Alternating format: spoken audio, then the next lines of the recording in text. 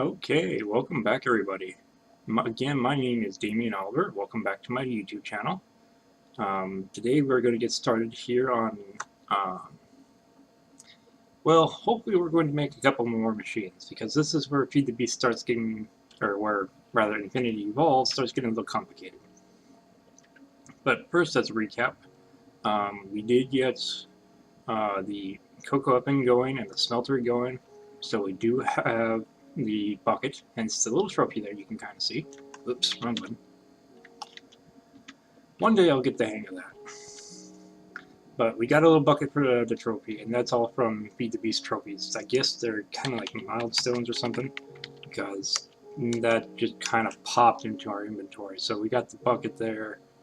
It looks like there's trophies for a couple different things. The watering can. Don't know what the pyramid is for. Songcraft 1 makes sense. Network node. Look there, my redstone clock is on fire again. Don't know why. But, yeah. Why exactly these trophies exist? Not sure. I'm also not sure what these unnamed blocks are supposed to be. I'm guessing they're probably placeholders for something. There has been a hotfix that went through, so I don't think that's been fixed yet. But the other thing I got started in between episodes is I replaced the floor, which you've probably seen before, and I did a bunch of resource gathering, which I ended up having to make these oak drawers, because, frankly, that was a lot of resources. 90 iron ingots there, and about another 300 or 34 blocks of iron. That's roughly 270. Well, yeah, actually closer to 300 iron ingots right there, plus the other 90. So that was definitely taking up a room in our chest that is becoming ever and more full. And all I've been really doing is just grabbing a stack of 9 cobblestone from the chest here, well, rather 9 cobblestone stacks, and feeding them through the heavy oak sieve. Yes, it's slow. Yes, it does waste a little bit, but we obviously don't need too much. I've also added the coal here and the coal coke just for easy use. I would be converting those if I could, but unfortunately the coke oven is full on creosote oil, which I could fix, but that would be really time consuming at this point. So we'll wait until I got a tank of some sort, which actually may not take too much longer. But first, let's take a look at the recipes we're going to try to do today. We need to look at...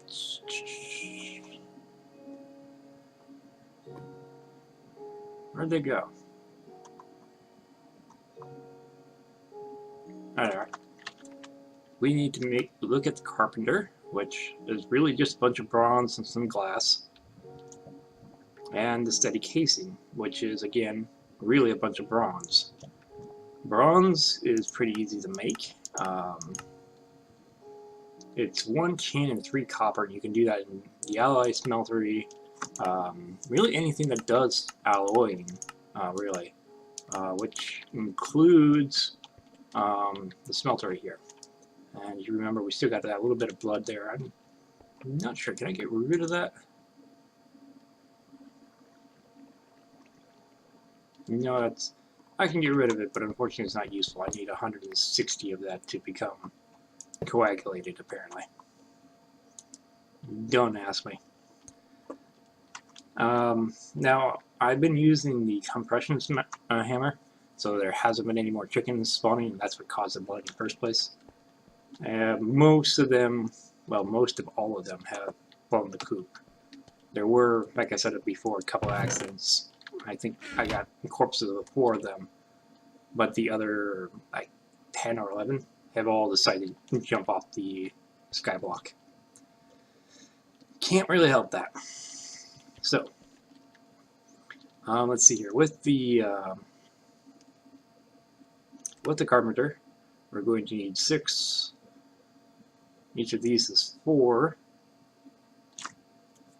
So that's 16, 22, 26 of these.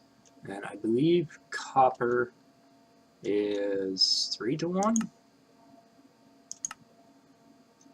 Yeah, 3 copper to 1 tin ingot.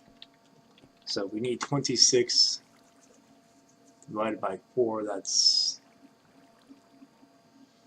I should know this. Oh, that's why it's not... Okay, so we'll need 17. Whoops. I forgot, this is not the regrowth configuration for drawers anymore, so you have to hold shift to get single ones. Which isn't terrible, but it is slightly annoying. And then I'll need 21 of these.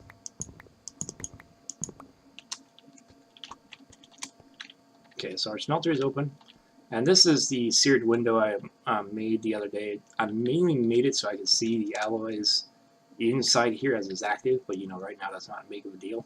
It can act just like our smeltery tank though, so once the tank runs out of that extra 600 millibuckets there, it will start taking from this.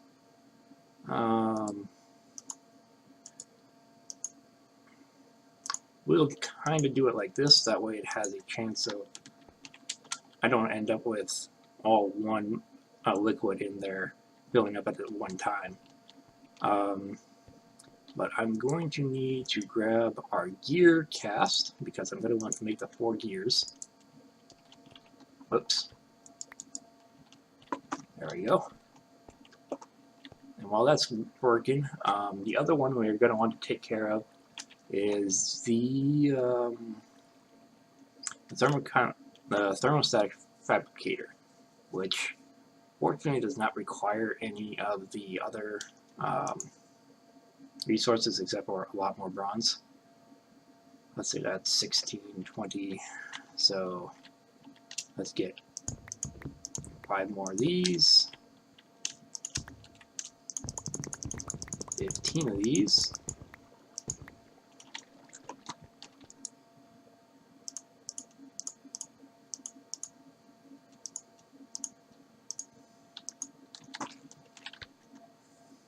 and the other thing it needs, that's the biogenerator. Actually, the biogenerator is pretty cheap, things considered. The other thing it needs is gold and the gold chest. Now, the iron chest recipes are one of the things that Feed the Beasts, or rather Infinity Evolved, had messed with. So in order to get that, we now need to have gold plates instead of gold bars. And that's on an iron chest, which also needs plates. So that means I need 16 iron.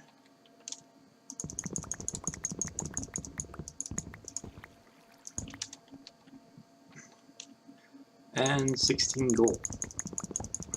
This was actually the thing that took me the longest to get because there's a lot of gold that we don't get. I mean, I took the 16 gold out of here, but even without that 16 gold, I'm now up to 44 shiny, which is the same amount.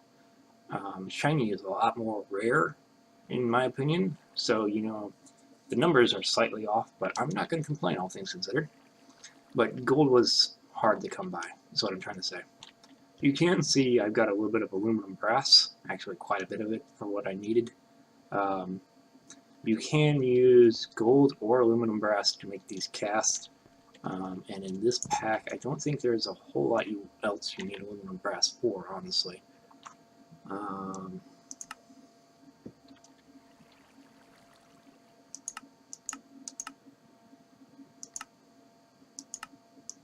Yeah, it acts like a gold substitute in a lot of Tinker's Construct recipes, but in and of itself it's not really needed that much. But unfortunately I made a lot of it as a mistake in the smeltery. So remember to watch your alloys, kids.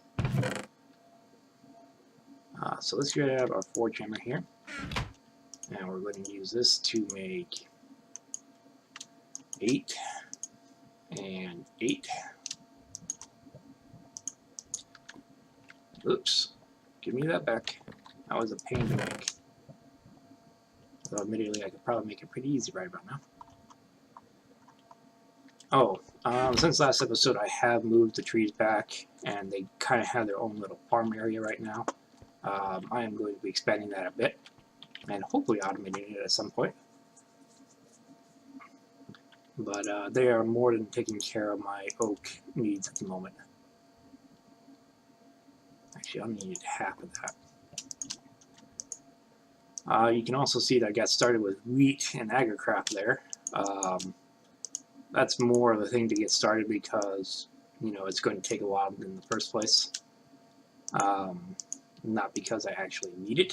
The trees are actually providing me with quite a bit of apples as it is. More than enough to sustain me for this point in time. But, you know, it doesn't hurt to have these going. And once I get up high enough, I'm going to be using these as a way of generating biofuel. But that's a bit off into the distance here. So you see here we are starting to mix some. Actually, we could probably fit all of it in there. Maybe I did need to separate it out. Good to know. But bronze is on the bottom, yes. So let's start making our gears. And once we're finished, I'll cut back in with you and we can go from there. Okay, welcome back, YouTube. Now, in order to get either of these devices started, we're going to need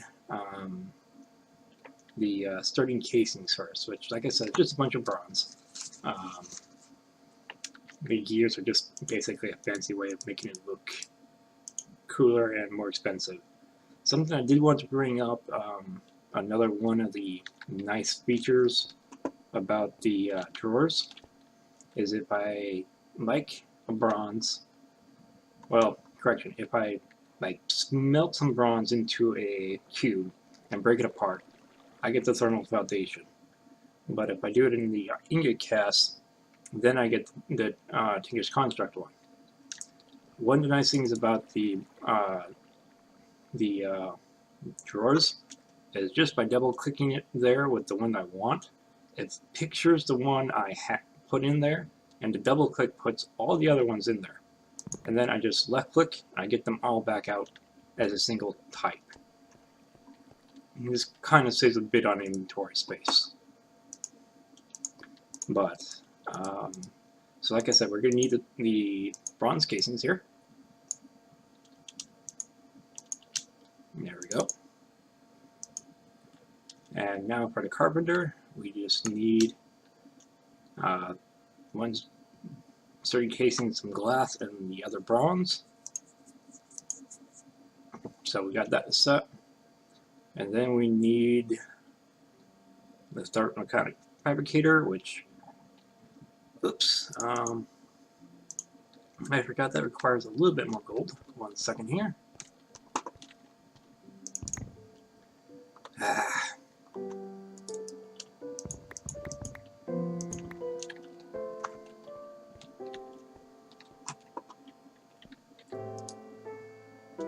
Okay, so biogenerator, electrical engine, that one.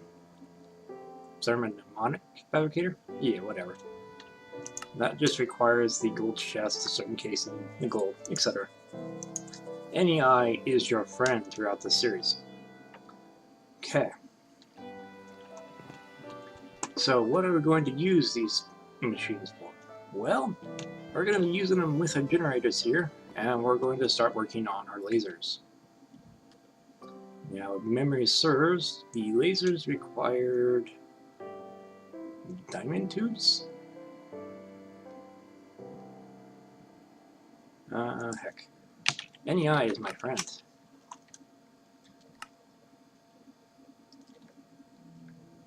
Okay, so yeah, it requires 5 diamonds and a bit of sand, red or blue, or any sort of glass, really. I don't think it will take jars, but anything sand or glass oriented, that should work. I don't really think there is an advantage to having them. But, you know, whatever. So, as you can see, we're partially powered now. I'm going to put down the carpenter, and we're going to take a look at this here. See how it's dropping already? Well, it dropped a little bit at least. The carpenter used to continuously drain power. It doesn't look like it does anymore. That's good. But you just draw the pattern here, put the items here in the its internal inventory, and I think, yeah, it just needs a bit of redstone.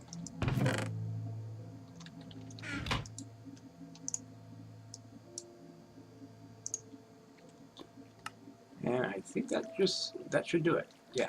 Now we just add in a little bit of glass.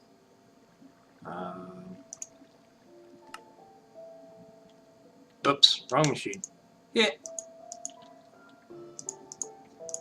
We need the fabricator for that. Okay, that looks much better. Remember to put everything inside the internal inventory, then add a bit of glass, and it's going to use up energy until it hits this line here.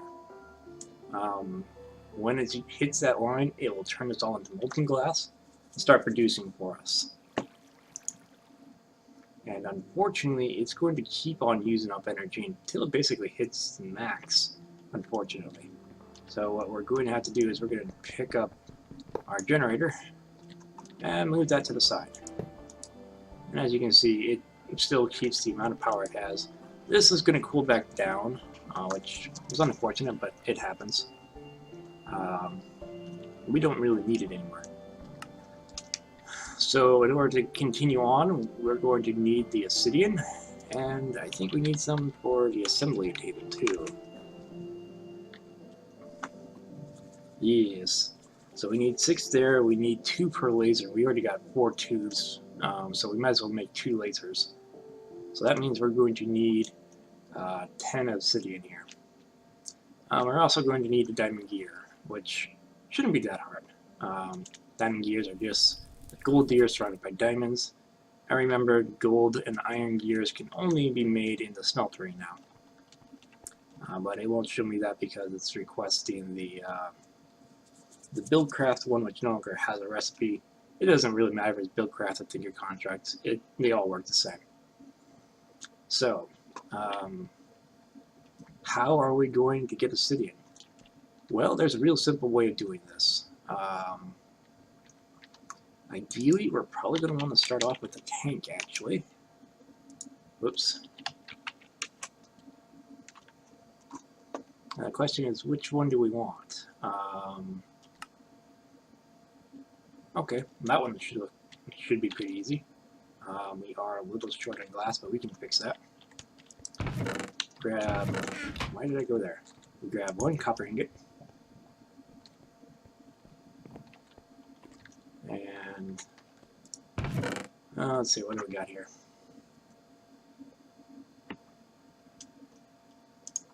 Okay, I made this fence as part of the rake, which turns out we don't actually need. The rake is used to get rid of weeds in agricraft. And it looks like the current Skyblock configuration does not have weeds. So, yay me. We did also kill a witch at one point who spawned on our area. Actually, several things spawned there, but witch was the biggest problem. So, let's put in 2 sand.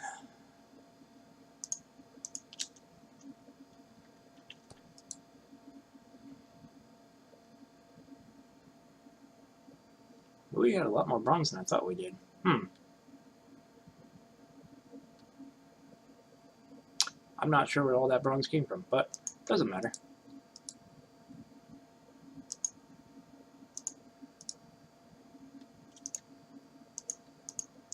I also grabbed a lot more copper than I thought I did.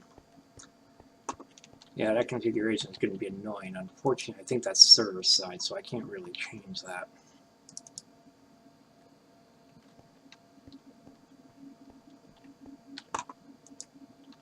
Okay.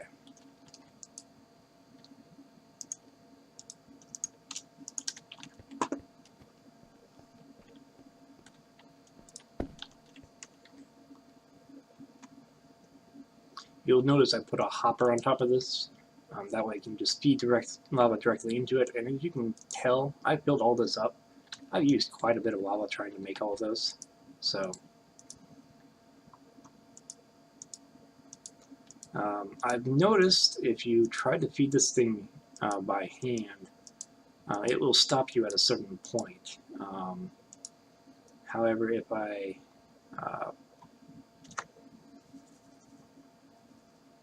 use the hopper, it fills up to about 8 full buckets worth, which is fantastic for what we needed.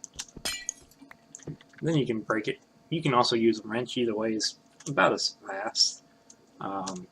The only difference is breaking it with a wrench is supposed to keep its configuration and be instantaneous. It doesn't really matter. Now the tricky part. This is something many people don't know about smelteries. The drain can be always put a small dot facing you. And if we put the tank here, then we can pour things into it once we figure out how to get something out of the tank. For that, I think any wrench will work. So you could go with the Buildcraft one, which is pretty cheap to make. Personally, I prefer the Crescent Hammer, which is also cheap to make. Just need 1 cane, which is this one. No, that's aluminum. There we are. I tried to make them all as different colored as possible so I could tell them apart. And some of them, like the lead, the silver, the aluminum, and the iron, are still really hard to tell. But we'll see if we can fix that later.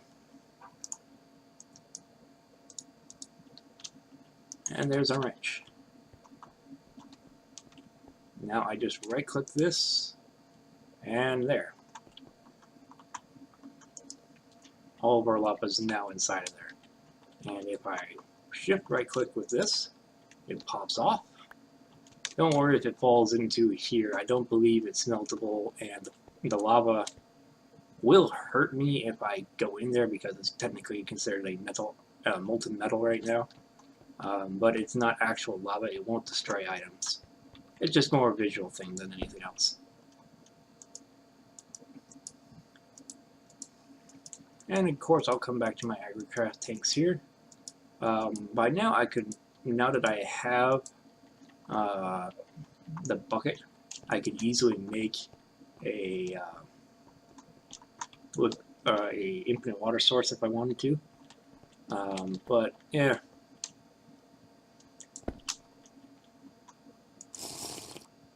There we go. Water drops in. And we now have molten obsidian. Keep in mind that unlike most metals, which require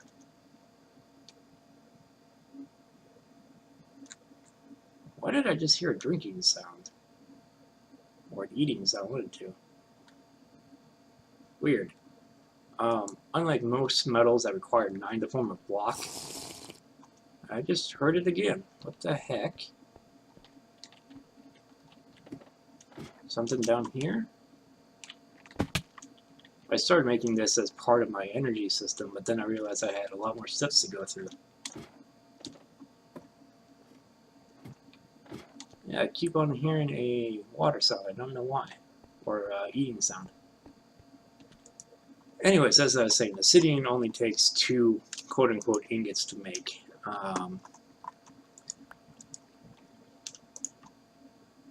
Speaking of which, we need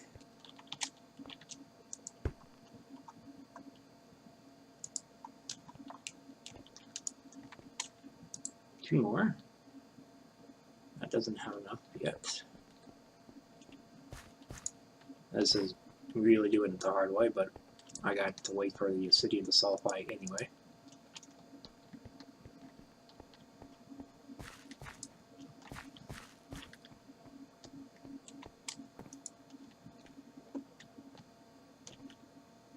Yeah, I got to wait.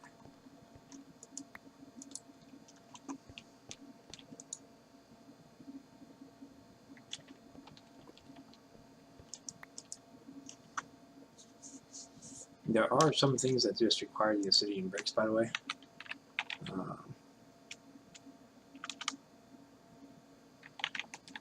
There we go. Helps if I spell it right.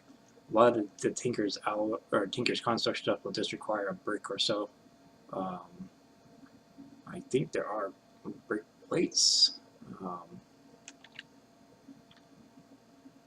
which are needed in some things. I can't remember if that was a block. No, that's obsidian powder.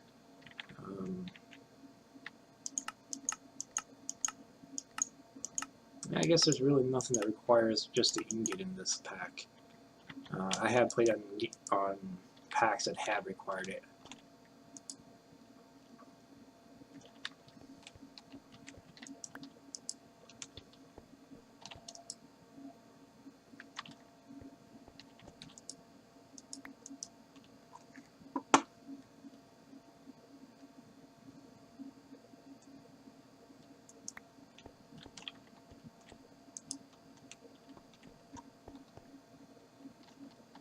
Yeah, as you can see, that 2 times speed is still not exactly fast. Admittedly, it doesn't really need to be at this point, but it is kind of annoying waiting for it. So, by my rough math, that's going to take a couple more moments. So, I'll be back in just a moment when we pull that back out. Okay, welcome back, everyone. We got everything out of the smeltery, Pen City, and I took a little bit of time to get some other materials. Hopefully I got everything. So, why don't we get started here? First, we have to start with the gold gear. Just remember that the gold gear needs to be from either the metal press, which is immersive engineering, and that's much lighter, or from the smeltery. So, in order to use it, though, we need to make it a diamond gear. And from there, the rest of the recipe is actually pretty self-explanatory. And here, I thought I got everything. No biggie. Just grab that there. There we go. We now have our assembly table. The assembly table is probably going to be what starts most of the more advanced machines shortly. But we'll get to that more later. Because with the assembly table, we of course need a laser. And that's real simple. Just a couple of tubes, a little bit of obsidian, a whole bunch of redstone. And there we go. Now the other thing we're going to need, I did not bring with me. Go figure. Did I leave that in here or something? No. Okay. 1 second while I took out some glass real quick. Okay, welcome back, everybody. While you were gone, it started raining there, so sorry about the noise. So what we're going to do is we're going to set up the pipe, but first we need some way of transferring power back and forth. Easy way of doing that. Swore I had some planks on me. Okay. Easy way of doing that is to take some planks, some glass, and we got the wood stone transport pipe. On the same hand, if we take some stone, we got the stone transport pipe. Now what we're going to do is we're going to take, I think one should do for now. We're going to take one, and then we're going to take about 5 of these, just to finish off the redstone really. And what we're going to do is we're going to hook up the lasers to the kinetic, or to the survivalist generator. This is going to go really slow, but hopefully we'll have a way of improving that shortly. So first we need the wooden kinesis pipe, which should connect to it automatically. There we go. And then we use the stone, which can transfer a lot more RF than what the survivalist generator can handle. But it's a good start, for if nothing else.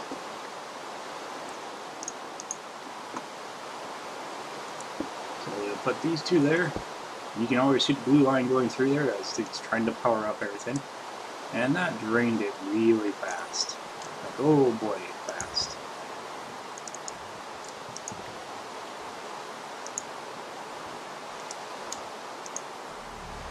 Okay. So we're now generating power. We're going to put down an assembly table here just for a temporary measure. I'm going to be moving this later once I create a little bit more room. And then what I want to do is, I wanted to save one of those redstone. Well, as you put things in the assembly table here, it gives you an option as to which ones you can create. We want to go with the iron chipset, at least for now.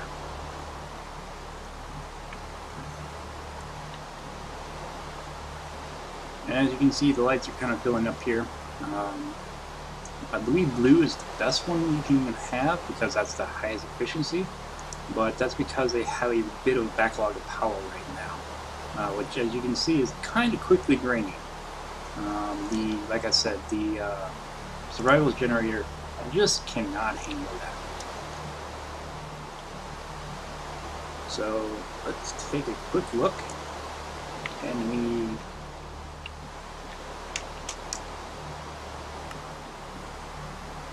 well, we do have an option of improving it. It'll take just a couple moments for me to get a couple of gears, folks. Give me just a second.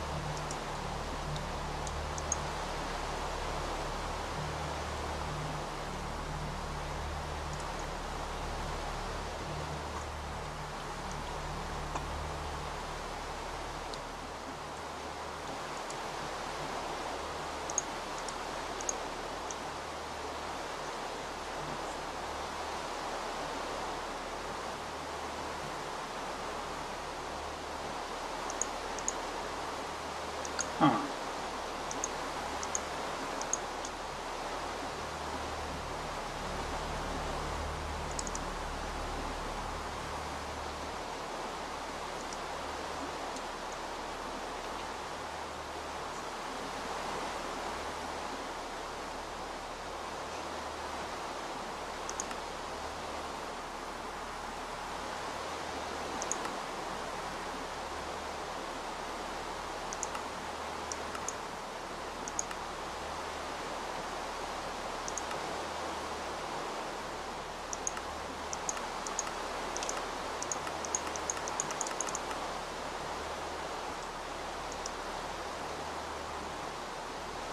And just like that, we're ready to go.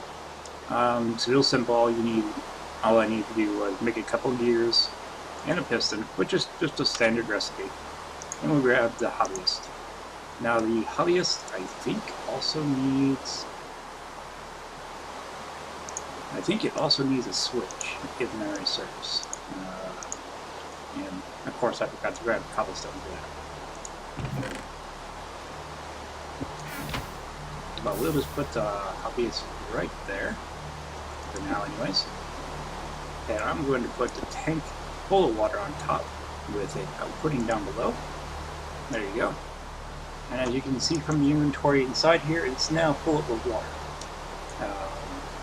Ideally, we'll want to put a piping system to this, but that's going to come later. Now, all we have to do is give some fuel. That was too much fuel. There we go.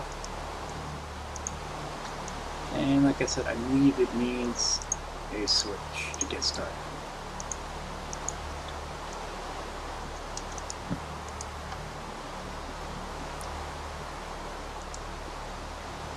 And we got things going.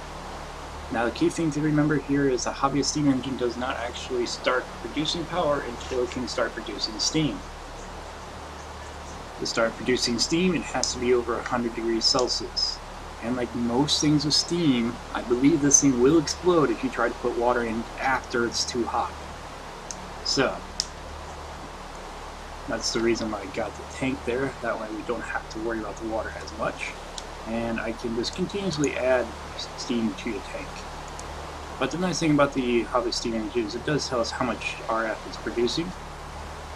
And it should be sending that straight out.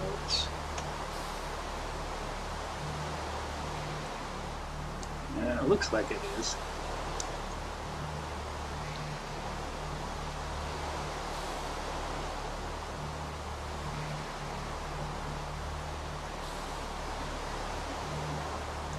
Yeah, it looks like every time the piston is all the way to the forward, the RF drops, which I think is a good thing.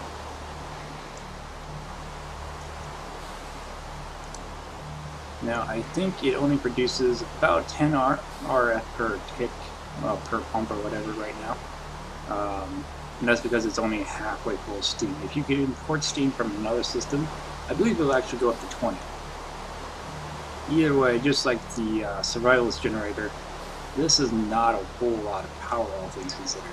You can see our lasers are red. That is the lowest tier it can be, or the lowest efficiency it can be, quote unquote. But it's kind of what we got right now.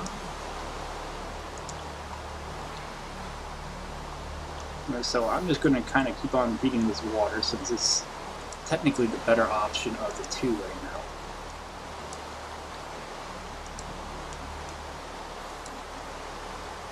And right now we're trying to make that chipset so we can get something, or get the chipset for the metal former, which we need to get our better power sources, basically. This is from Industrial Craft 2, and it kind of works as an improved version of our hand relay, or a more efficient version anyways. But in order to get it, we do need to get a couple other things, including the cutters. We need to get the toolboxes, which requires bronze plates. We need an iron plate for the circuit. And we need a whole bunch of iron plates for the basic machine casing, plus the iron chipset. And that's why we're doing this. This is definitely going to be the more time-consuming task. One last note before we leave, though. Make sure there is a chest next to your assembly table. If there is, it will spit its output products into the chest. If there's not a chest next to it, though, it will spit it out into the air, and if you're not nearby, there's a chance your hard-earned energy goes into a product that then despawns. So always make sure there's a chest nearby. unfortunately, I think that puts us close to time. So, with, you know, our closing shot of the lasers and everything going on there, I think we're going to say goodbye for now. I think I have decided that I'm going to try to get these out every other day, possibly more often in some cases, but this just gives me a little bit of flexibility in case of real life events getting in the way. Also gives me a chance to get a decent backlog going. So, feel free to leave any tips, suggestions, etc. down in the comments below.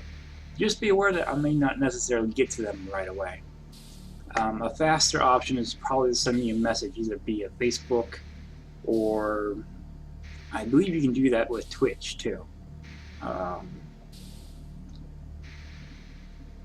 Yeah, so like I said, any help is always welcome. Otherwise, feel free to check out my channels later on, or you can also check out Purple Min's channel too. He is working on a Infinity Evolved playthrough as well. I think he's just focusing on other channels at the moment while he builds up a log, whereas I'm kind of putting them out closer to when I record them.